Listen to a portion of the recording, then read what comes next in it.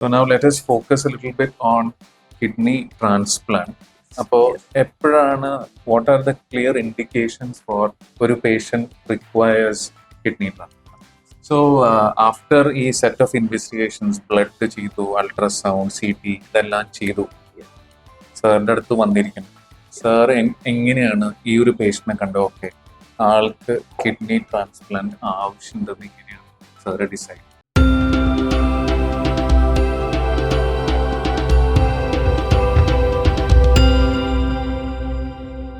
So now let us focus a little bit on kidney transplant. അപ്പോൾ എപ്പോഴാണ് what are the clear indications for ഒരു patient requires kidney transplant?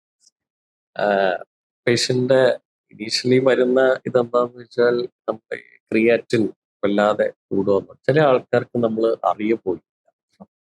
പല medical cos ഉണ്ട് transplant എന്ന് വെച്ചാൽ one of the ഏറ്റവും കൂടുതലായിട്ട് ഞങ്ങൾ കണ്ടേക്കുന്ന ഒരു രണ്ട് കാര്യം ഡയബറ്റിസ്, ഹൈപ്പർ ടെൻഷൻ.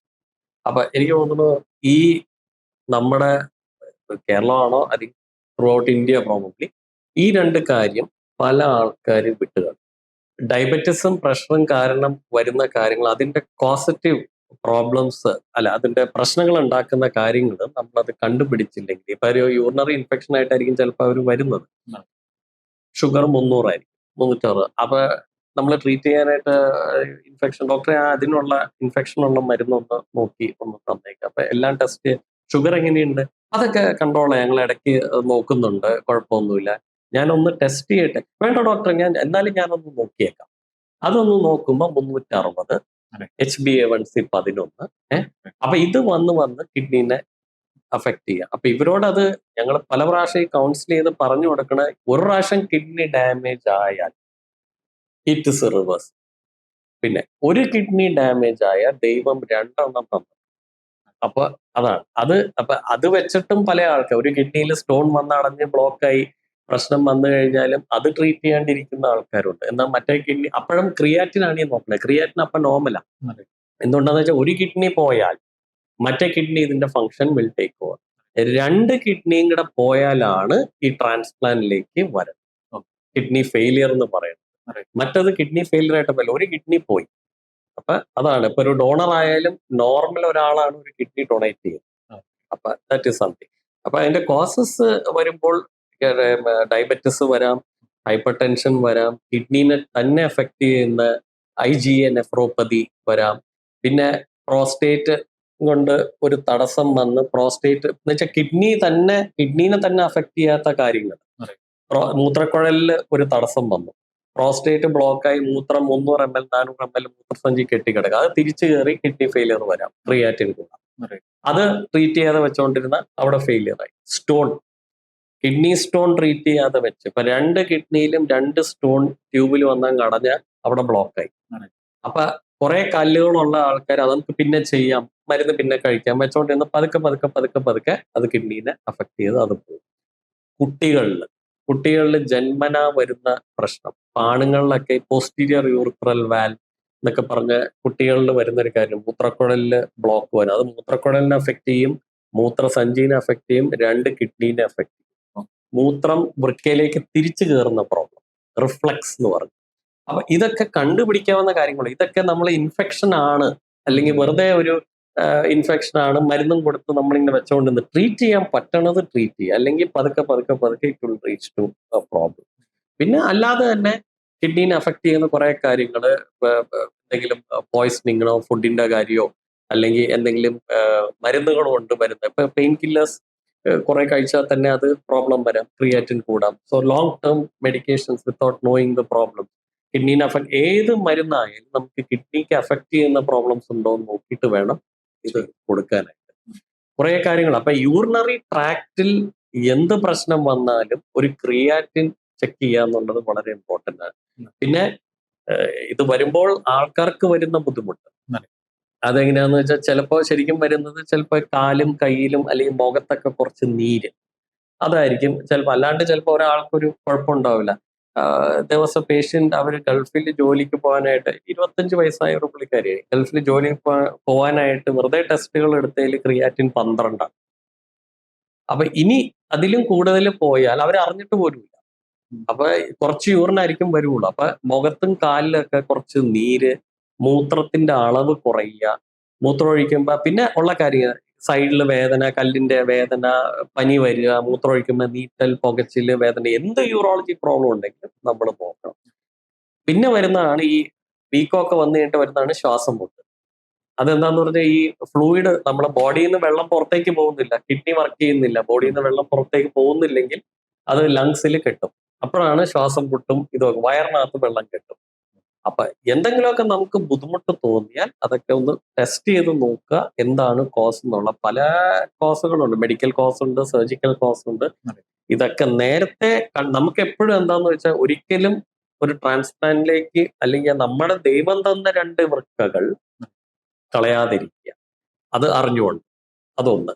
അറിയാതെ പോയതാണെങ്കിൽ മാത്രമാണ് നമുക്കത് ഒരു നിവൃത്തിയില്ലാതെ വന്നേക്കണ പ്രോബ്ലം. ഇപ്പൊ പ്രോട്ടീൻ ലോസ്, അത് വളരെ, ഇപ്പൊ യൂറിൻ പാസ് ചെയ്യുമ്പോൾ പത വരിക, അപ്പൊ അത് ഇച്ചിരി ഒന്ന് പത വന്നു, നമ്മൾ വിട്ടു, യൂറിനിൽ ഒരു ബ്ലഡ് വരുന്നു, അത് നമ്മൾ എന്ത് ചെയ്യും, മിക്ക ആൾക്കാരും ആദ്യം ഒന്ന് വെള്ളമൊക്കെ പിടിച്ചൊക്കെ ഒന്ന് നോക്കിയിട്ട്, എൻ്റെ ഒരു ക്ലോസ് ഫ്രണ്ട് തന്നെ ഉണ്ട്, ഹി വാസ്, അപ്പൊ പുള്ളി 3 മാസം മുമ്പ് യൂറിനിൽ ബ്ലഡ് വന്നു. ഞാൻ പറഞ്ഞു നീ സ്കാൻ എടുത്ത് നോക്കണം.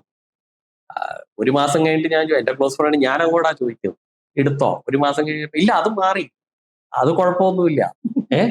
അപ്പൊ ഞാൻ പറഞ്ഞു എങ്ങനെ അറിയാതെ, അല്ല യൂറിനിൽ ഇപ്പൊ ക്ലിയർ ആണ്, കുഴപ്പമില്ല.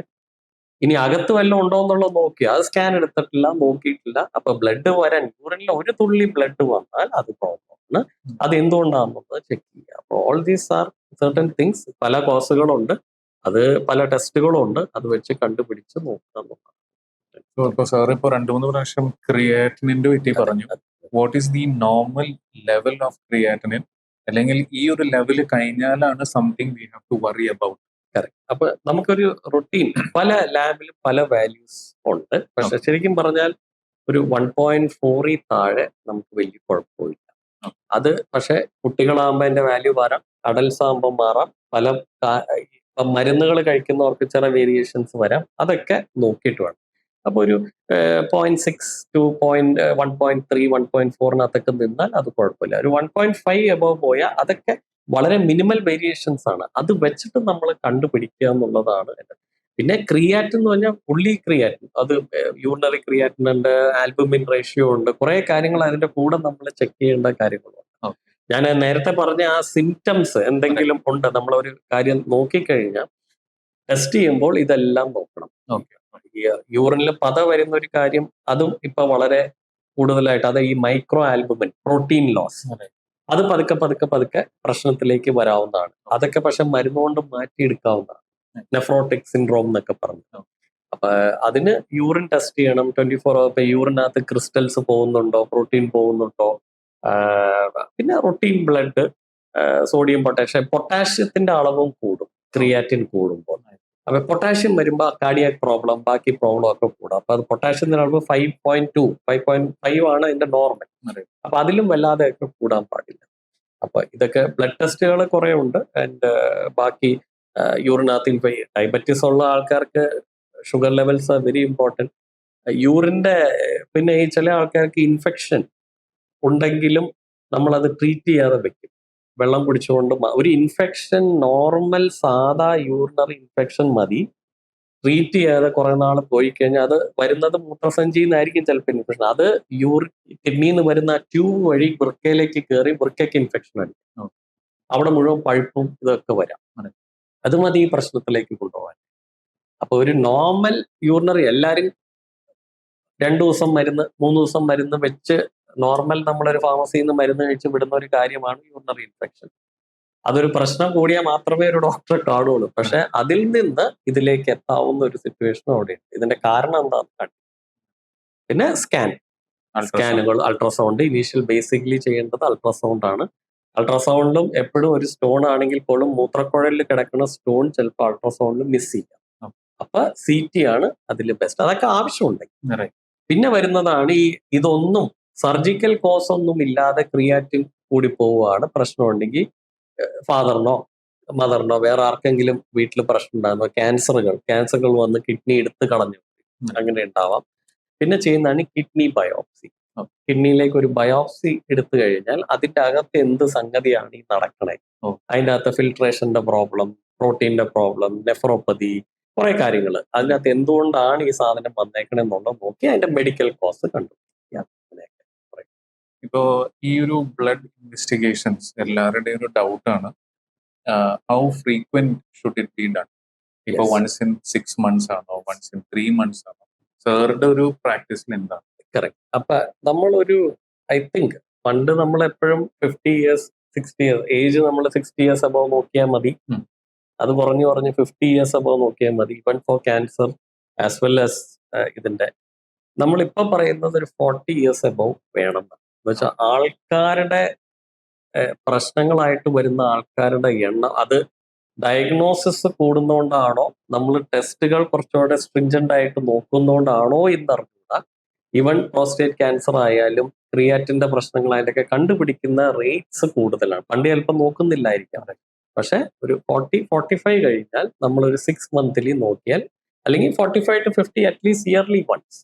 That should include all the routine blood test, renal function, liver function, blood routine, ഇതിനെയൊക്കെ നോക്കുന്ന കാര്യങ്ങൾ, യൂറിൻ റൊട്ടീൻ. ഇത് ഞങ്ങൾ വീണ്ടും എടുത്തു പറയുന്ന ഒരു കാര്യം, ഇതിന്റെ കൂടെ ഒരു അൾട്രാസൗണ്ടും നോക്കുക.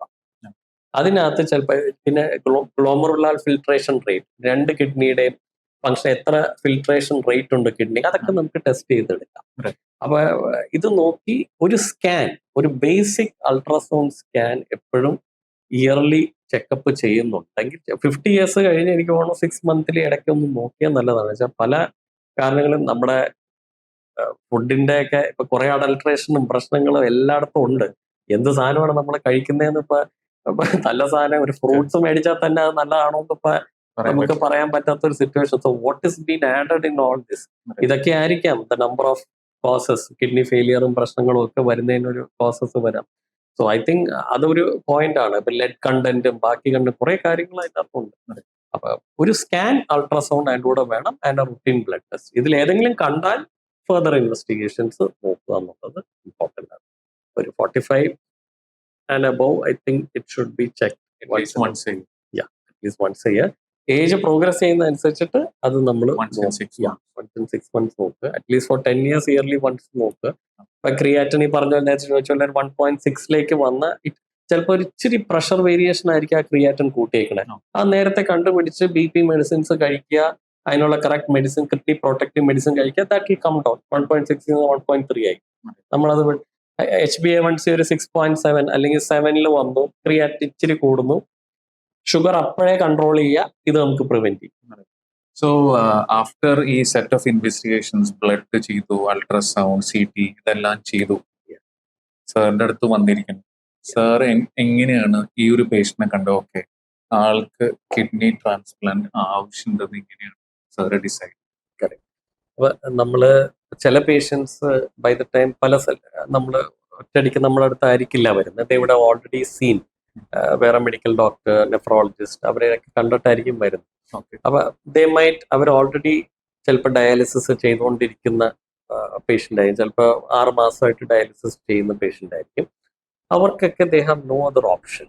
അപ്പൊ നമ്മൾ ട്രാൻസ്പ്ലാന്റ് ആണ് നെക്സ്റ്റ്. പിന്നെ ട്രാൻസ്പ്ലാന്റ് ചെയ്യാനുള്ള കുറെ ക്രൈറ്റീരിയാസ് ഉണ്ട്, അവർ ഫിറ്റ് ആണോ, കാര്യങ്ങളൊക്കെയാണ്.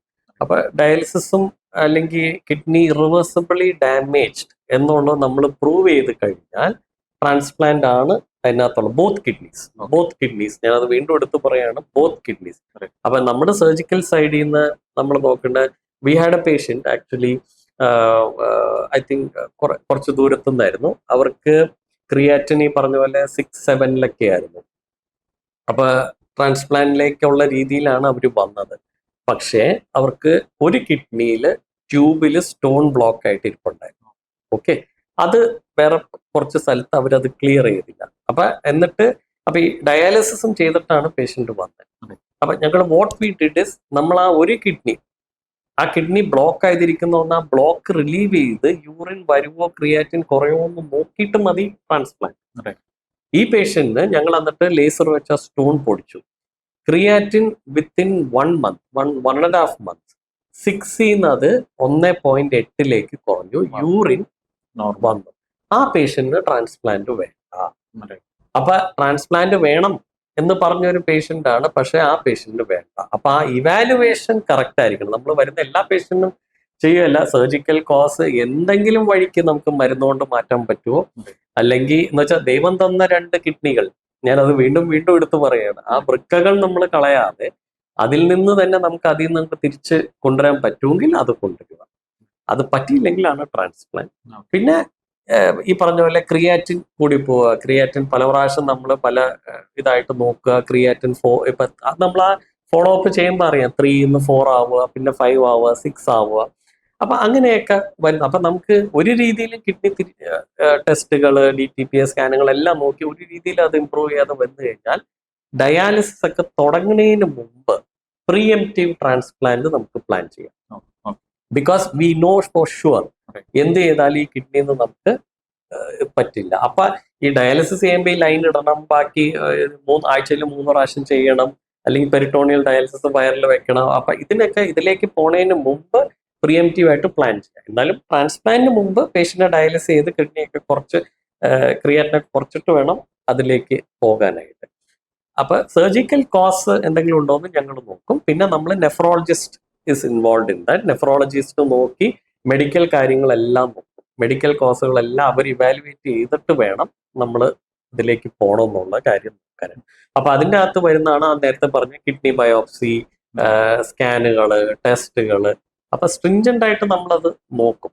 അപ്പൊ 2 കിഡ്നിയും പോയ ഒരാളാണ്, വേറെ വഴിയില്ല. പിന്നെ വേറൊരു കാര്യമാണ്, നമ്മൾ ട്രാൻസ്പ്ലാന്റിലേക്ക് എത്തുന്നതിന് മുമ്പ് മൂത്രസഞ്ചിക്ക് എന്തെങ്കിലും ഒരു പ്രോബ്ലം ഉണ്ട്. ട്രാൻസ്പ്ലാന്റ് ചെയ്ത് കഴിയുമ്പോൾ മൂത്രം ഹോൾഡ് ചെയ്യാനായിട്ട് ചില കുട്ടികൾ അല്ലെങ്കിൽ വലിയ ആൾക്കാർക്ക് മൂത്രസഞ്ചി ചുരുങ്ങിയിരിക്കുന്ന വരാം. മൂത്രസഞ്ചിയുടെ കപ്പാസിറ്റി കൂട്ടും. മൂത്രസഞ്ചിയിൽ നിന്ന് പുറത്തേക്ക് പോകുന്ന വഴിയിൽ ബ്ലോക്ക് ഉള്ളവർ അത് കറക്റ്റ് ചെയ്യുക. പഴയ കിഡ്നിയിൽ ഇൻഫെക്ഷൻ, 2 വൃക്കകൾ ഇരിക്കുന്നതിൽ ഇൻഫെക്ഷൻ അല്ലെങ്കിൽ സ്റ്റോൺ അല്ലെങ്കിൽ ക്യാൻസർ ഇതൊക്കെ ഉണ്ടെങ്കിൽ പഴയ 2 വൃക്കകൾ എടുത്തു കളഞ്ഞിട്ട് വേണം ട്രാൻസ്പ്ലാന്റ് ചെയ്യാൻ. ഈ പോളിസിസ്റ്റിക് കിഡ്നി എന്നൊക്കെ പറഞ്ഞ അതൊക്കെ എടുത്തു കളഞ്ഞിട്ട് വേണം ട്രാൻസ്പ്ലാന്റ് ചെയ്യാൻ. അപ്പൊ നമ്മൾ വരുമ്പോൾ ഈ വഴികളിലുള്ള തടസ്സങ്ങൾ, യൂറിട്രലായാലും ബ്ലാഡറിലായാലും പ്രോസ്റ്റേറ്റ് ആയാലും വൃക്കകളിലായാലും അതൊക്കെ ക്ലിയർ ആക്കിയിട്ട് വേണം ട്രാൻസ്പ്ലാന്റിലേക്ക് പോകാനായിട്ട്. അല്ലാതെ നോർമലി ഒരു കിഡ്നി ട്രാൻസ്പ്ലാന്റ് ചെയ്യുമ്പോൾ വേറെ പ്രശ്നങ്ങളൊന്നും ഇല്ലാത്തതാണെങ്കിൽ പഴയ 2 വൃക്കകൾ അവിടെ തന്നെ ഇരിക്കും. പുതിയ വൃക്ക ഇവിടെ ഈ കാലിന്റെ ഒടിയില് റൈറ്റ് ഇലിയാക് ഫോസ എന്ന് പറഞ്ഞ അവിടെയാണ് ഈ വൃക്ക വയ്ക്കുന്നത്. യൂഷ്വലി പഴയതെടുത്ത് കളയും. അങ്ങനെയാണ് നമ്മൾ അതിൽ. അപ്പൊ ഈ മെഡിക്കൽ കോസ് ആണ്, വേറെ ഒന്നും ഇല്ല എങ്കിൽ അപ്പൊ ഒരാൾക്ക് 3 വൃക്ക ഉണ്ടാവും. 2 എണ്ണം വർക്ക് ചെയ്യാത്തായിരിക്കും, മറ്റത് അങ്ങനെയാണ് വെക്കുന്നത്. പഴയ വൃക്കകൾ എടുത്ത് കളയേണ്ട ഇൻഡിക്കേഷൻ ഉണ്ടെങ്കിൽ അതെല്ലാം കളഞ്ഞിട്ട് വേണം നമുക്ക് ട്രാൻസ്പ്ലാന്റിലേക്ക് പോകാൻ. അപ്പൊ നെഫ്രോളജിസ്റ്റിന്റെ ഇവാലുവേഷനും യൂറോളജിസ്റ്റിന്റെ ഇവാലുവേഷനും കഴിഞ്ഞിട്ടാണ് ട്രാൻസ്പ്ലാന്റിലേക്ക് പോണോ വേണ്ടോ എന്ന് ആ പേഷ്യന്റിന്റെ തീരുമാനം. സോ ബേസിക്കലി ഇതൊരു ടീം അപ്രോച്ച് ആണ്. It's A team work definitely. അപ്പൊ നെഫ്രോളജി ആൻഡ് യൂറോളജി ആണ് യൂറോളജിയാണ് ട്രാൻസ്പ്ലാന്റ് സർജൻസ്, നെഫ്രോളജി അതിന്റെ മെഡിക്കൽ വിഭാഗം. അപ്പൊ 2 പേരും കൂടെ ഇവാലുവേറ്റ് ചെയ്ത് വേണം ട്രാൻസ്പ്ലാന്റിലേക്ക് എത്തുക. പിന്നെ ട്രാൻസ്പ്ലാന്റ് ചെയ്യുമ്പോഴത്തേക്കും ഡെഫിനറ്റ്ലി ബാക്കി എല്ലാ ഡിപ്പാർട്ട്മെന്റ്സ് ഇൻവോൾവ് ആണ്. അനസ്തീഷ്യ ടീം അതിനകത്ത് വളരെ ഇമ്പോർട്ടന്റ് കാര്യമാണ്. They have to give a very good anaesthesia. അപ്പൊ ഈ ടീം എല്ലാം കൂടെ ഉണ്ടെങ്കിലാണ് ഒരു ട്രാൻസ്പ്ലാന്റിലേക്ക് നമുക്ക് അത് എത്താൻ പറ്റുള്ളൂ. Pre of care, post of care, എല്ലാ കാര്യങ്ങളും അതിനകത്ത് വളരെ. ഇപ്പോൾ does every kidney transplant patient pre-emptive ആയിട്ട് ഡയാലിസിസ് ആവശ്യമുണ്ടോ? അത് നമ്മള് ട്രാൻസ്പ്ലാന്റ് സർജറിക്ക് മുമ്പ്, ഇപ്പൊ നമ്മൾ അതുവരെയും ഡയാലിസിസ്, ചില പേഷ്യന്റ് ചിലപ്പോൾ ക്രിയാറ്റിൻ 5 ആണെങ്കിൽ അവർക്ക് വേറെ പ്രശ്നമൊന്നും ഉണ്ടാവില്ല. ശ്വാസം മുട്ടലില്ല, വീക്കോ ഇല്ല, പ്രശ്നങ്ങളില്ല, അങ്ങനെ പോകുന്നവരാണെങ്കിൽ അപ്പൊ ഡയാലിസിസ് കുറെ നാള് ചെയ്യുമ്പോൾ തന്നെ ആള് വളരെ വീക്കാവും. അപ്പൊ അത് ഒഴിവാക്കാനാണ് ഇങ്ങനെ ഒരു കാര്യം. പക്ഷെ ഇപ്പൊ ക്രിയാറ്റിൻ 12, 13 ആയിട്ട് വരുവാണെങ്കിൽ വേറൊരു ഓപ്ഷൻ ഇല്ല. ഡയാലിസിസ് ചെയ്ത് അവരുടെ പ്രശ്നങ്ങൾ കുറച്ചിട്ടേ നമുക്കിത് ചെയ്യാൻ പറ്റൂ. അപ്പൊ എല്ലാവർക്കും അത് ആവശ്യമില്ല. എന്നാൽ ആ സർജറി ചെയ്യണതിന് മുമ്പ് ഡയാലിസിസ് ചെയ്ത് നമ്മുടെ ബോഡിയിലെ ഫ്ലൂയിഡും എല്ലാം കുറച്ചിട്ട് വേണം ട്രാൻസ്പ്ലാന്റിലേക്ക് വരാൻ. എന്നാലേ അത് ഇത് ചെയ്യൂ. അല്ലെങ്കിൽ നമ്മൾ ഈ സർജിക്കൽ ടൈമിൽ ഫ്ലൂയിഡും ബാക്കി എല്ലാം വരുമ്പോൾ that will create A problem. അപ്പൊ ഡയാലിസിസ് ചെയ്ത് യൂറിൻ നന്നായിട്ട് അങ്ങ് വന്നു കഴിഞ്ഞാൽ പിന്നെ പ്രശ്നമില്ല. അപ്പൊ അത് ഇതിന് മുമ്പുള്ള കാര്യം. ചില ആൾക്കാർ 2-3 വർഷമായിട്ട് ചെയ്യുന്നതായിരിക്കാം, നേരത്തോട്ട് ചെയ്യുന്നതായിരിക്കാം. അങ്ങനെ ഡയാലിസിസ് എന്ന് പറഞ്ഞാൽ നമ്മുടെ വൃക്കയുടെ ഫംഗ്ഷൻ പുറത്തൊരു മെഷീൻ ചെയ്യുന്നു. That is dialysis.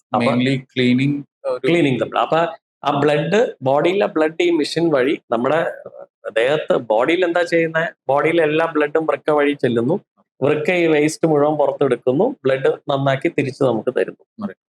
ഇത് 2 ലൈൻ നമ്മൾ വെച്ചിട്ട് ഈ ബ്ലഡ് മുഴുവൻ പുറത്തൊരു മെഷീനിലേക്ക് പോകുന്നു. ആ മെഷീൻ കിഡ്നിയുടെ ഫങ്ഷൻ ചെയ്ത് ഈ ഇംപ്യൂരിറ്റീസും വെള്ളവും എക്സ്ട്രാ വരുന്ന നമുക്ക് യൂറിനും ഒക്കെ അതിൽ നിന്ന് മാറ്റി ബ്ലഡ് തിരിച്ച് നമ്മുടെ ബോഡിയിൽ തരുന്നത്. That is dialysis. അപ്പൊ അതാണ്. അപ്പൊ അത് മാറണമെങ്കിൽ നമുക്ക് വേറൊരു വൃക്ക തന്നെ നമുക്ക് അതിനകത്ത് വേണം, വാട്ട് ക്യാൻ ഫങ്ഷൻ. ഇപ്പോൾ സാർ ഇതെല്ലാം കണ്ടു, the nephrologist has given a green signal, patient knows that എന്തായാലും ട്രാൻസ്പ്ലാന്റ് വരും, ദേ കം ടു യു. അവരുടെ മനസ്സിലൊരു ആഗ്രഹം ഉണ്ടാവും, സാറ് ട്രാൻസ്പ്ലാന്റ് പറയില്ലേ. But the minute you say, സാറിന് അവരുടെ മുഖം കാണാം, അവരുടെ എക്സ്പ്രഷൻ മാറി, they are scared. How do you approach such patients? Yes. അപ്പൊ അത് കിഡ്നി ട്രാൻസ്പ്ലാന്റ് ബിഗ്, വേറൊരാളുടെ കിഡ്നി എടുക്കുക, ട്രാൻസ്പ്ലാന്റ് ചെയ്യുക. സോ വാട്ട് ഈസ് ഒരു പേഷ്യന്റിന്റെ മനസ്സിൽ എന്തായിരിക്കും, വാട്ട് ആർ ദ ഫിയർ? അത് അവർക്ക് എന്താന്ന് വെച്ചാൽ ഇതിന്റെ ഒരു കാര്യം, ഇപ്പൊ റീസെന്റ് ഞങ്ങൾ ചെയ്യാൻ പോകുന്ന ഒരു പേഷ്യന്റ് കാര്യം തന്നെ, ഒരു അച്ഛൻ ഒരു മകന് കൊടുത്തതാണ്. അപ്പൊ മകന് ഈ ജന്മന വൃക്കയിലേക്ക് യൂറിൻ കയറുന്ന പ്രോബ്ലം ഉണ്ട്. അപ്പൊ നമ്മൾ ആദ്യം വൃക്ക കുറെ നാളെങ്കിലും വർക്ക് ചെയ്യാനായിട്ട് യൂറിൻ മൂത്രസഞ്ചിയിലേക്ക് പോയി കഴിഞ്ഞാൽ മൂത്രസഞ്ചിയുടെ ഫംഗ്ഷനും കുറവാണ്. പോയി കഴിഞ്ഞാൽ ദാറ്റ് വിൽ ക്രിയേറ്റ്. അപ്പൊ ഇവിടെ പുറത്തൊരു ബാഗ് വെച്ച് യൂറിൻ പുറത്തേക്ക് പോയിക്കൊണ്ട്, അപ്പൊ കിഡ്നി വലിയ കുഴപ്പമില്ലാതെ കുറെ നാളെങ്കിലും, ഒരു 5-6 കൊല്ലം അത് വലിയ കുഴപ്പമില്ലാതെ പോയി. അല്ലെങ്കിൽ അത് പണ്ടേ ആ കിഡ്നി പോയത്. അപ്പൊ അതിനൊരു സർജറി ചെയ്ത് പറ്റും. ഇപ്പൊ ഇനി വേറൊരു ഓപ്ഷൻ. അപ്പൊ നമ്മള് ഈ പേഷ്യന്റ്, ഈ ഒരു കൊച്ചിനെ കാണുമ്പോഴും അല്ലെങ്കിൽ ഇവരുടെ പേരൻസിനെ കാണുമ്പോഴും നമ്മൾ ഈ കിഡ്നി അത്രയും നാളെങ്കിലും വർക്ക് ചെയ്യാനുള്ളൊരു സർജറി ചെയ്ത് വെക്കുമ്പോഴും നമ്മുടെ മനസ്സിലും ഉണ്ട് ഈ കൊച്ചിന് ട്രാൻസ്പ്ലാന്റ് വേണ്ടി വരും. അപ്പൊ അന്ന് ക്രിയാറ്റിൻ ചിലപ്പോൾ 2 or 1 ആയിരിക്കാം. ഇപ്പൊ അത് 6 വരെ എത്തി, 5-6 വരെ എത്തി. പക്ഷെ അന്ന് അത് ആ ചെറിയൊരു സർജിക്കൽ പ്രൊസീജിയർ, സേവ് ചെയ്യാനുള്ള സർജിക്കൽ പ്രൊസീജിയർ ചെയ്തില്ലെങ്കിൽ പണ്ടേ കിഡ്നി പോയനെ. ഈ 5 കൊല്ലം ആയിട്ട് ഈ പേഷ്യൻസിന്റെ കൊച്ചല്ല, അവരുടെ മാതാപിതാക്കളുടെ അടുത്ത് നമ്മൾ ആ കാര്യം പറഞ്ഞ് അപ്പൊ ഒറ്റയടിക്കുള്ള ഒരു പറച്ചിൽ എന്നല്ല, നമ്മൾ അത് വീട്ടെല്ലാം ഇങ്ങനെ പറഞ്ഞു. അപ്പൊ അവർക്ക് അത് യൂസ്ഡ് ആവണം. അവരിത് ഇങ്ങനെ ഒരു കാര്യമേ നമുക്ക് ഉള്ളൂ എന്നുള്ളതൊരു കാര്യം വേണ്ട. അപ്പൊ ഫൈനലി ഒരു വർഷമെങ്കിലും 1-1.5 വർഷം എടുത്തു ആ അപ്പനും അമ്മയ്ക്കും ഒന്ന് മനസ്സിലാവാൻ, ഈ കൊച്ചിന് ഇത് വേണമെന്ന് വെച്ചാൽ 12 വയസ്സോ എന്തോ ഉള്ളൂ. അപ്പൊ അത് ഒന്ന് മനസ്സിലാക്കി എടുക്കാനായിട്ട് ഒരേ പ്രാവശ്യം ഇത് പറയുമ്പോൾ, അയ്യോ ഡോക്ടർ അതിലേക്ക് പോകരുത്, അതിലേക്ക് വരാതിരിക്കട്ടെ, ഞങ്ങൾ പ്രാർത്ഥിക്കാം. അപ്പൊ അതൊരു കാര്യം. അപ്പൊ നമ്മൾ ആ എക്സ്പ്ലനേഷൻ, അപ്പൊ ഒരു കാരണവശാൽ പിന്നെ ഈ വരുന്ന ഏത് പേഷ്യന്റ് വന്നാൽ നമ്മൾ അവരോട് ട്രാൻസ്പ്ലാന്റ് എന്ന് പറയുമ്പോൾ ഒരു ടെൻഷനും ബാക്കി കാര്യങ്ങളും കോസ്റ്റും എല്ലാം അതിനകത്തുള്ള ഒരു കാര്യമാണ്. അപ്പൊ ഇവരെ ഇരുത്തി ഒരു കാര്യങ്ങൾ പറഞ്ഞ് മനസ്സിലാക്കുക. ട്രാൻസ്പ്ലാന്റ് ചെയ്താൽ ഈ ഡയാലിസിസ് എന്ന് വെച്ചാൽ നമ്മുടെ ബോഡി തന്നെ, ഈ കിഡ്നി റിജക്ഷനോ വേറെ പ്രശ്നങ്ങളൊന്നും ഇല്ലെങ്കിൽ ആ കിഡ്നി അക്സെപ്റ്റ് ചെയ്ത് കഴിഞ്ഞാൽ നോർമൽ കിഡ്നി പോലെ ഫങ്ഷൻ ചെയ്യും. മരുന്ന് കഴിക്കണം, റിജക്ഷൻ വരാതിരിക്കാനുള്ള മരുന്നുകൾ ലൈഫ് ലോങ് വേണം. അപ്പൊ ഇതിന്റെ മുമ്പുള്ള കാര്യങ്ങളും സർജറി ആസ്പെക്ട്സും ഒക്കെ ഇവരോട് മനസ്സിലാക്കി അവരുടെ കൗൺസിലിംഗ്, പേഷ്യന്റ് ആയാലും അപ്പൊ എല്ലാരെയും, ഒരാളെ മാത്രമല്ല, അവരുടെ കൂടെയുള്ള റിലേറ്റീവ്സ്, അവരുടെ കൂടെ വരുന്ന എല്ലാരെയും കൂടെ ഇരുത്തിയിട്ട് നമ്മൾ പല പ്രാവശ്യമായിട്ട് പറഞ്ഞ് വേണം അത് മുന്നോട്ട് പോകാൻ. ഇതൊരു മൾട്ടി സെഷൻ. യെസ്. അത് നെഫ്രോളജി സൈഡിൽ നിന്നായാലും ഞങ്ങളുടെ സൈഡിൽ നിന്നായാലും. അപ്പൊ ഞങ്ങൾ സർജിക്കൽ സൈഡിൽ നിന്ന് വരുമ്പോൾ എന്താന്ന് വെച്ചാൽ, ഞാൻ നേരത്തെ പറഞ്ഞ പോലെ ചിലപ്പോൾ പഴയ കിഡ്നി എടുത്തു കളയേണ്ട ഒരു പ്രൊസീജിയർ വരാം. ചില ആൾക്കാർക്ക് വളരെ വെയിറ്റ് കൂടുതൽ വരാം. അത് വെള്ളം ബോഡിയിൽ കെട്ടിക്കിടന്നുകൊണ്ടാവാം, അല്ലെങ്കിൽ വെയിറ്റ് വല്ലാതെ കൂടി വെരി ഫാറ്റി പേഷ്യൻസ് വരുമ്പോൾ എന്താ വെച്ചാൽ 100 കിലോ 120 കിലോ ഒക്കെ വരുമ്പോൾ എങ്ങനെയാന്ന് വെച്ചാൽ നമ്മൾ ട്രാൻസ്പ്ലാന്റ് ചെയ്യുന്ന അത്രയ്ക്ക് പാടാണ്. അപ്പൊ ട്രാൻസ്പ്ലാന്റ് ചെയ്ത് കഴിയുമ്പോൾ എന്താ വെച്ചാൽ മുറിവ് ഉണങ്ങാൻ ഒക്കെ പാടുവരും. അപ്പൊ ഇവരോട് പറയേണ്ട കാര്യം നമ്മൾ എന്താ വെച്ചാൽ ഈ വെയിറ്റ് കുറയ്ക്കണം, ചിലപ്പോൾ ലൈപ്പോസക്ഷൻ ചെയ്യണം, ഈ ഫാറ്റ് കുറച്ചിട്ട് വേണം ട്രാൻസ്പ്ലാന്റ് ചെയ്യാൻ. നമ്മൾ വെറുതെ കിട്ടിയെടുത്ത് അപ്പൊ അവർക്ക് അപ്പൊ അവർ ഡോക്ടറെ ഇത് കിഡ്നി വെച്ചാൽ പോലെ, എന്തിനാ വേറെ research? No, that is a genuine question. Correct. എന്തിനാ ഡോക്ടർ വേറെ അപ്പൊ നമ്മൾ പറയണത് ഇറ്റ് ഇസ് ആ കിഡ്നി വർക്ക് ചെയ്ത് നമ്മളത് പ്രോപ്പറായിട്ട് ഇത് കഴിയുമ്പോൾ ഷുഗർ കൂടാം, ഇൻഫെക്ഷൻ വരാം. ഇതൊക്കെ ട്രാൻസ്പ്ലാന്റ് കഴിഞ്ഞാൽ നോർമൽ സർജറി പോലെയല്ല. ഇത് കഴിഞ്ഞാൽ നമ്മുടെ സർജറി കഴിഞ്ഞു കഴിഞ്ഞാൽ അതിന്റെ ഇമ്മ്യൂണിറ്റി വല്ലാതെ അങ്ങോട്ട് കുറയും ബോഡിയുടെ. അപ്പൊ ഈ കാര്യങ്ങളൊക്കെ പേഷ്യന്റ് അടുത്ത് എക്സ്പ്ലെയിൻ ചെയ്യണം. ഇത് കഴിഞ്ഞാൽ മാസ്ക് വെക്കണം, ഇൻഫെക്ഷൻ പ്രിവെന്റ് ചെയ്യണം, കാര്യങ്ങൾ ഇത് ചെയ്യണം, സർജറിയുടെ കാര്യങ്ങൾ എന്ത് വരാം, ഇത് കഴിഞ്ഞിട്ടുള്ള 5 ദിവസത്തിൽ you have to be very careful, ബാക്കിയുള്ള ലൈഫ് എങ്ങനെയാണ്. അപ്പൊ ഇതെല്ലാം മനസ്സിലാക്കി they can go back to the routine life. ഇതെല്ലാം കറക്റ്റ് ആയിട്ട് ഫോളോ ചെയ്യും. ഇപ്പോ ഒരു ഡോണറിന് ഇപ്പൊ ഒരു കിഡ്നി പേഷ്യന്റിന് കിഡ്നി ആവശ്യമാണ്. We have to find a donor. Correct. അപ്പൊ ഈ ഡോണർ എങ്ങനെയാണ് സെലക്ട് ചെയ്യാനുള്ള ക്രൈറ്റീരിയ? യെസ്. അപ്പൊ ഡോണർ പല ടൈപ്പ് ഉണ്ട്. It can be within the family, siblings, brothers and first degree. അതാണ് യൂഷ്വലി എല്ലായിടത്തും വാട്ട് ഇസ് ഡൺ.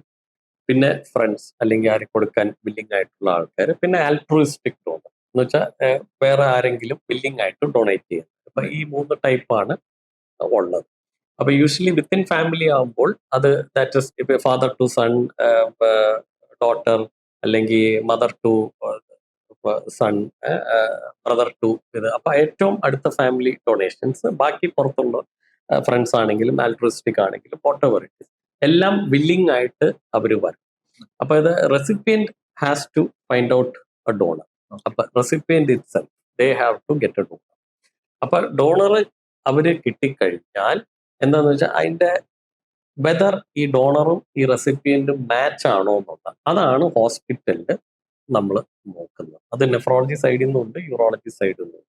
നെഫ്രോളജി സൈഡിൽ നിന്ന് ഈ ഒരു ഡോണറിനാണെങ്കിൽ നമ്മൾ എല്ലാ ഡിപ്പാർട്ട്മെന്റ്സും ഇപ്പൊ കാർഡിയോതൊറാസിക്, ഗ്യാസ്ട്രോ, ഗൈനക്കോളജി, ഫീമെയിൽ ആണെങ്കിൽ ENT, എല്ലാ ഡിപ്പാർട്ട്മെന്റും ആ ഡോണറിനെ ഇവാലുവേറ്റ് ചെയ്യും.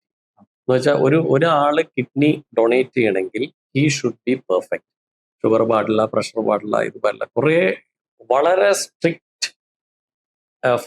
ക്രൈറ്റീരിയാസ് ആണ് അതിനകത്തുള്ളത്. പിന്നെ എന്ന് വെച്ചാൽ ഡോണറിന്റെ ഏജ് ഉണ്ട്. അപ്പൊ ഏജും അത്യാവശ്യം ഇപ്പൊ ഒരു 25, 30 കുറച്ച് തൊട്ട് ദേ ക്യാൻ ഗിവ്. അപ്പൊ ഈ ഡോണർ എക്സ്റ്റെൻഡഡ് ഡോണർ ക്രൈറ്റീരിയ വരുമ്പോൾ മെയിൻലി വിത്തിൻ ദ ഫാമിലി, ഇപ്പൊ ഫാദർ ടു സൺ അങ്ങനെയൊക്കെ വരുമ്പോൾ ഡോണറിന്റെ ഏജ് കുറച്ചുകൂടെ നോക്കാം. പക്ഷെ എന്താന്ന് വെച്ചാൽ ഏജ് കൂടുന്നതനുസരിച്ച് ഡോണറിന് പ്രശ്നങ്ങൾ ഒരു പ്രായത്തിൽ ഷുഗറും പ്രഷറും ഒക്കെ വരും. അപ്പൊ അതൊന്നും ഇല്ലാതെ പ്രോപ്പറായിട്ട് വില്ലിംഗ് ആയിട്ടുള്ള ആൾക്കാർ മാത്രമേ ഡൊണേറ്റ് ചെയ്യാവൂ. അപ്പൊ all the stringent blood test, ultrasound scan, പിന്നെ CT സ്കാൻ. CT സ്കാൻ എടുക്കുന്നത് വെച്ചാൽ അപ്പത്തേക്കും ഞങ്ങളുടെ അടുത്ത് വരും. CT സ്കാൻ എടുക്കുന്നത് വെച്ചാൽ 2 രക്തക്കുഴൽ, നമ്മൾ ലെഫ്റ്റ് സൈഡ് ആണോ റൈറ്റ് സൈഡ് ആണോ അവർ ഡൊണേറ്റ് ചെയ്യാൻ പറ്റണേ, ഇന്ന റെസിപ്പിയന്റ് ഇത് കൊടുക്കാവോ. ശരിക്കും ഒരു സിംഗിൾ രക്തക്കുഴലുള്ള കിഡ്നി, അത് റൈറ്റ് ആയാലും ലെഫ്റ്റ് ആയാലും അതാണ് ഡൊണേറ്റ് ചെയ്യാനായിട്ട് ബെറ്റർ. പിന്നെ ഒരു DTPA സ്കാൻ എന്ന് പറഞ്ഞുണ്ട്. ഇടത്തെ വൃക്കയ്ക്ക് എത്ര പ്രവർത്തനമുണ്ട്, വലത്തെ വൃക്കയ്ക്ക് എത്ര പ്രവർത്തനമുണ്ട്, ഇത് അറിഞ്ഞാൽ എത്ര ശതമാനം, എത്ര ml പ്രവർത്തനമുണ്ട്, ഇത് അറിഞ്ഞാൽ മാത്രമേ അതിൽ നിന്ന് ഏത് കിഡ്നി നമുക്ക് കൊടുക്കാൻ പറ്റുമോ ഇല്ലയോ എന്നുള്ളത് അറിയാൻ പറ്റുമോ. ഒരു കിഡ്നി ഡൊണേറ്റ് ചെയ്യുമ്പോൾ ഡോണറിന് ഒരിക്കലും ഒരു പ്രോബ്ലം വരാൻ പാടില്ല, ഒരിക്കലും റെസിപ്പിയന്റിനും പ്രോബ്ലം വരാൻ പാടില്ല. അപ്പൊ നമ്മൾ കൗൺസിൽ ചെയ്യുമ്പോൾ ഡോണറിനെയും റെസിപ്പിയന്റിനെയും ഒന്നിച്ച് ഇരുത്തിയിട്ട് വേണം നമ്മളിത് കാര്യങ്ങൾ പറയാൻ. അപ്പൊ റെസിപ്പിയന്റെ രക്തക്കുഴലുകൾ മോശമാണ്, അല്ലെങ്കിൽ അതിനകത്ത് ഈ ഡോണറിന്റെ ഈ രക്തക്കുഴൽ നമുക്ക് ഇവിടെ, ഈ കിഡ്നി നമുക്ക് ഇവിടെ വെക്കാൻ പറ്റില്ലെങ്കിൽ ദാറ്റ് ഇസ് നോട്ട് പോസിബിൾ. പിന്നെ ക്രോസ് മാച്ച് ഉണ്ട്. ഡോണറിന്റെ ടെസ്റ്റ് നെഫ്രോളജി സൈഡിൽ നിന്ന് കുറെ ടെസ്റ്റുകളുണ്ട്. HLA typing, blood group. അപ്പൊ ഏത് ബ്ലഡ് ഗ്രൂപ്പാണ്, ഏതാണ് കൊടുക്കാൻ പറ്റുന്നുള്ളത് നോക്കുക. HLA ടൈപ്പിംഗ് എന്ന് വെച്ചാൽ ഈ റിജക്ഷൻ പോസിബിലിറ്റി പേഷ്യന്റിന് കൂടുതലാണോ ഈ ഡോണറിൽ നിന്ന് നമ്മൾ വൃക്കെടുത്താലോ, അതിനുള്ള ടെസ്റ്റുകള്. ക്രോസ് മാച്ച്, ഈ ആന്റിബോഡീസ് ഉണ്ടോ ഇതിന് വേണ്ടിയിട്ട് ചെയ്യുന്നുണ്ടോ. അപ്പൊ ഇതൊക്കെ ചെറിയ വേരിയേഷൻ ഉണ്ടെങ്കിൽ ഈ സെൻസിറ്റൈസേഷൻ എന്ന് പറഞ്ഞൊരു കാര്യമുണ്ട്, റെസിപ്പിയന്റ് സെൻസിറ്റൈസ് ചെയ്തിട്ട് ചെയ്യാവുന്ന കാര്യം. പിന്നെ അക്രോസ് ബ്ലഡ് ഗ്രൂപ്പ് ചെയ്യാവുന്ന ഒരു കാര്യം. അതൊക്കെ കുറെ മെഷേഴ്സ് ഉണ്ട്. അപ്പൊ ഇതെല്ലാം നോക്കി പിന്നെ ഈ എല്ലാ evaluation, all departments evaluation of the donor, ഇതും ചെയ്ത് കഴിഞ്ഞ് ആണ് നമ്മൾ അതിന് സർട്ടിഫൈ ചെയ്യുള്ളൂ that they can proceed with this thing. ഇതിലുപരി ഈ ഡോണറിന്റെ റിലേറ്റീവ്സിന്റെയും പേഷ്യന്റ് റിലേറ്റീവ്സ് ആയിട്ടുള്ള counselling, that they are going to give a kidney. അപ്പൊ അവന്റെ ഉള്ളിൽ പേടി, ഇനി ഞാനൊരു കിഡ്നി കൊടുത്തു, ഇനി എനിക്ക് എന്താ ചെയ്യാൻ പറ്റും, ഇതുകൊണ്ട് ജീവിക്കാൻ പറ്റുമോ ഇല്ലയോ. അപ്പൊ യൂഷ്വലി ഒരാൾക്ക് ഒരു കുഴപ്പവും ഇല്ലാത്ത ഒരാൾക്ക് ഒരു സിംഗിൾ കിഡ്നി മതി ത്രൂ ഔട്ട് ലൈഫ്. എത്രയോ ആൾക്കാര് ഒറ്റ കിഡ്നി ആയിട്ട് വരുന്നു. ചിലപ്പോ 60 വയസ്സ് 50 വയസ്സിൽ വേറൊരു പനിക്ക് വല്ലതും സ്കാൻ എടുക്കണമെന്ന് അറിയുന്നത് ഒരു വൃത്തിയേ ഉള്ളൂ. അവര് 60 വയസ്സ് ക്ലിയർ ആയി, നോക്കിയില്ലെങ്കിൽ ഒരു കുഴപ്പമില്ല. അപ്പൊ നോക്കിയാലാണ് അയ്യോ ഡോക്ടർ എനിക്ക് ഒരു കിഡ്നി ഇല്ല എന്ന് പറഞ്ഞിട്ട് അവര് ഓടും. പക്ഷെ ഈ ഒരു കിഡ്നിയില് മാത്രമായിട്ട് ആ കിഡ്നി മതി ത്രൂ ഔട്ട് ലൈഫ്. അതാണ് ഇപ്പൊ ക്യാൻസർ വന്നൊരു വൃക്ക എടുത്തു കളയുന്നു, കല്ല് വന്ന് അടഞ്ഞൊരു വൃക്ക എടുത്തു കളയുന്നു, ഇൻഫെക്ഷൻ വന്നൊരു വൃക്ക പോകുന്നു. ഇതൊക്കെ പോയാലും ഇതിന്റെ നോർമൽ ഒരാൾക്ക് മറ്റേ കിഡ്നി അത് ഇച്ചിരോടെ എക്സ്പാൻഡ് ചെയ്യും. കിഡ്നി ഹൈപ്പർട്രോഫി എന്ന് പറയും. ഹൈപ്പർട്രോഫി ചെയ്ത് ഈ വൃക്കയുടെ ഫംഗ്ഷൻ അവൻ ടേക്ക് ഓവർ ചെയ്യും. അപ്പൊ നമ്മൾ ഈ ഡോണറി ടെസ്റ്റുകൾ, ഈ DTPA സ്കാനും ഇതെല്ലാം ചെയ്യുന്നത് വെച്ചാൽ രണ്ട് കിഡ്നിയുടെ സൈസ് എന്തോരം ഉണ്ട്, ഇതിനകത്ത് ഫംഗ്ഷൻ എടുക്കാവുന്ന വഴിയുണ്ടോ, പ്രശ്നങ്ങളൊന്നുമില്ല, സ്റ്റോൺ ഇല്ല, ഈ സിസ്റ്റ് ഇല്ല, പ്രശ്നങ്ങളില്ല, ഒന്നും ഇല്ലാത്ത കാര്യങ്ങളാണെന്ന് നോക്കിയിട്ട് വേണം നമ്മളത് മുന്നോട്ട് പോകാം. ഇപ്പൊ ചില ഡോണറിന് ചെറിയ പൊടിക്കല്ലുകൾ അതൊക്കെ മരുന്നുകൊണ്ടോ ചെറിയ കാര്യങ്ങളൊക്കെ ക്ലിയർ ആക്കാം. That is not a problem. അപ്പൊ ഇതില്ലാതെ വേറെ മേജർ പ്രോബ്ലംസ് ഒന്നും പാടില്ല. ആൻഡ് സൈക്കോളജിക്കലി അവരുടെ എല്ലാം കൂടെ ഉള്ളവർ ഇവരും ഒക്കെ ഫുള്ളി വില്ലിങ് ആയിരിക്കണം. ഞാൻ ഇന്ന ആൾക്ക് ഇത് കൊടുക്കാൻ വില്ലിങ് ആണെന്നുള്ള അതിനുള്ള കൺസെന്റും എല്ലാ കാര്യങ്ങളും ക്ലിയർ ആക്കി, ഡോക്യുമെന്റേഷൻ ഇസ് വെരി ഇമ്പോർട്ടൻറ്റ്. അതും എല്ലാം കറക്റ്റ് ആയിട്ട് ചെയ്താൽ മാത്രമേ ഒരു ഡോണറിന് കൊടുക്കാം. ഇതും കഴിഞ്ഞ് ഗവൺമെന്റ് കമ്മിറ്റി ഉണ്ട്. ഗവൺമെന്റ് കമ്മിറ്റി ക്ലിയറൻസും കൂടെ കഴിഞ്ഞാലേ ഈ ഡോണറിന് കിഡ്നി കൊടുക്കാൻ പറ്റുള്ളൂ. So it's a big process.